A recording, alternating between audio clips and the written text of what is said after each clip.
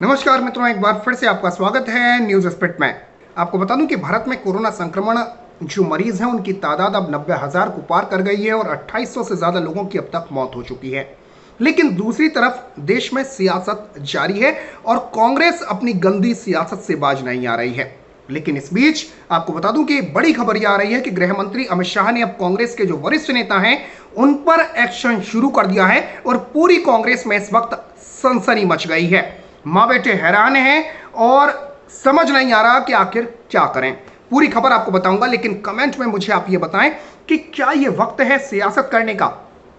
मित्रों, एक तरफ देश में कोरोना संक्रमित मरीजों की तादाद लगातार बढ़ती जा रही है और सियासत चल रही है।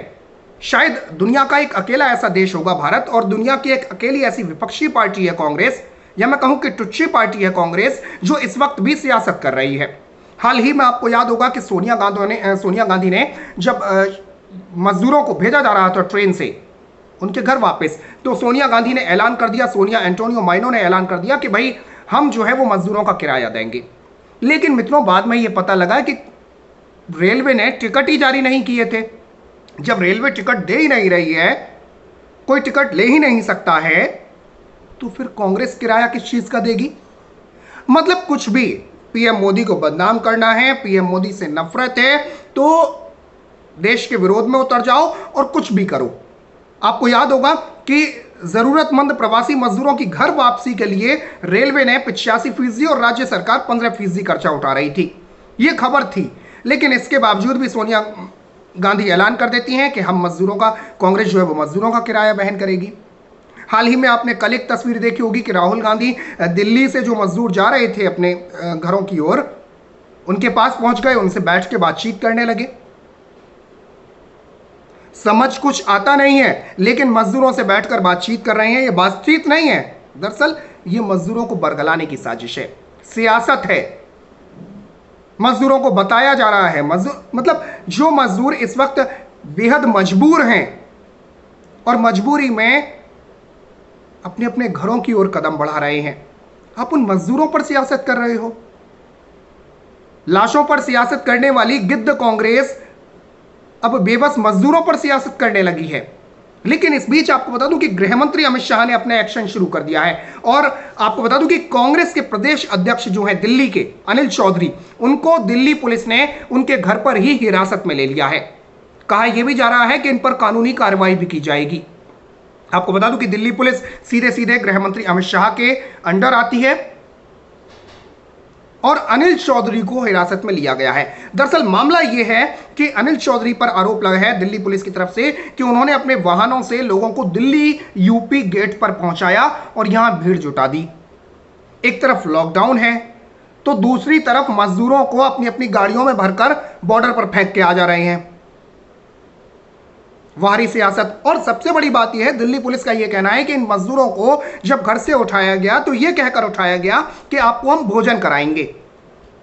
आप सोचिए कितनी बेशर्म भरी यह चीज है कि आप एक भूखे व्यक्ति से, एक भूखे मजदूर से आप यह वादा करते हैं कि मैं आपको खाना खिलाऊंगा, और उसके बाद आप उसे भरते हैं और बॉर्डर पर जाकर पटक कर आ जाते हैं। हालांकि अनिल चौधरी इस मामले में ये कह रहे हैं, आरोपों को उन्होंने नकार दिया है और उनका कहना है कि कांग्रेस के कार्यकर्ता लोगों की सिर्फ सेवा कर रहे हैं। ये पूरा देश जानता है कि कांग्रेस कितनी सेवा कर रही है। मित्रों, आपको सोनिया एंटोनियो माइनो के पास बहुत धन है, लेकिन क्या आपको पता चला कि पीएम रिलीफ फंड में कांग्रेस के किस नेता ने कितना दान दिया है? नहीं पता लगा होगा, क्योंकि सियासत से बाज नहीं आ रहे हैं। पीएम मोदी को घेर लिया जाए, मोदी सरकार को घेर लिया जाए, कपिल सिब्बल साहब सुप्रीम कोर्ट पहुंच जाते हैं, हाँ मजदूरों पर कुछ बोलिए। जनाब, ये वक्त नहीं है सियासत करने का। और आपको बता दूं कि अब से कुछ देर पहले वित्त मंत्री निर्मला सीतारमण ने हाथ जोड़कर यह प्रार्थना की है, हाथ जोड़कर यह अपील की सभी विपक्षी पार्टियों से, खासकर कांग्रेस से, कि इस वक्त मजदूरों पर सियासत बिल्कुल न की जाए। आप सोचिए, तस्वीरें जो आ रही हैं, वीडियोस जो आ रहे हैं, वो बेहद संवेदन करने वाले हैं। माँ बाप के कंधों पर बच्चे चल रहे हैं, ऊपर कंधों पर बैठकर छोटा दुधमुआ बच्चा दूध पी रहा है, जब बच्चा थक जाता है तो मां ट्रॉली पर, जो ट्रॉली बैग होता है, उस पर बच्चे को लिटा देती है। ऐसी कई तस्वीरें और कई वीडियो सामने आ रहे हैं। तो बेबस मजदूर जहां एक तरफ अपने घर की ओर पलायन कर रहे हैं, घर जा रहे हैं, आप उन पर भी सियासत करने में लगे हो। शर्म आती है।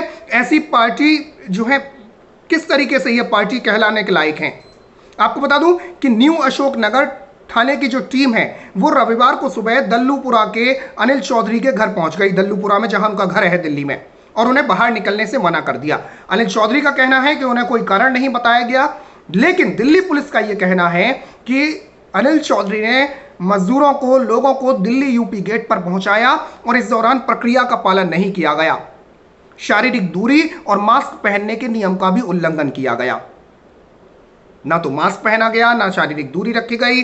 मतलब कोरोना फैलता है तो फैल जाए, लेकिन हम अपनी सियासत करने से बाज नहीं आएंगे। ये देश गड्ढे में जाए तो चला जाए, लोग मरे तो मर जाएं, लेकिन सियासत होनी चाहिए। आपको बता दूं कि अनिल चौधरी पर दिल्ली पुलिस का, जैसा कि मैंने बताया, कि सीधे सीधे यह भी कहना है कि अनिल चौधरी इन लोगों को यह कहकर ले जा रहे थे कि आपको खाना खिलाया जाएगा। पुलिस का कहना सीधे यह है कि प्रवासी मजदूरों को उनके गांव भेजने का एक सिस्टम है और जिसे फॉलो नहीं किया जा रहा है। पुलिस का कहना है कि अनिल चौधरी के खिलाफ कानूनी कार्रवाई करने पर भी विचार किया जा रहा है और निश्चित तौर पर अनिल चौधरी पर कानूनी कार्रवाई भी होगी। तो मित्रों, खबर को शेयर करें, साथ ही साथ कांग्रेस के बारे में आपकी क्या प्रतिक्रिया है, कांग्रेस के बारे में क्या राय है, वो मुझे कमेंट बॉक्स में बताएं, और अनिल चौधरी पर क्या कार्रवाई की जानी चाहिए यह भी कमेंट बॉक्स में बताएं। साथ ही साथ खबर को शेयर करें। देशहित से जुड़ा हुआ चैनल है, चैनल को सब्सक्राइब कर दें और बराबर में जो बेल आइकन है, जो घंटी का निशान है, उसे जरूर दबा दें। फिलहाल के लिए इतना ही। जय हिंद, जय भारत, नमस्कार।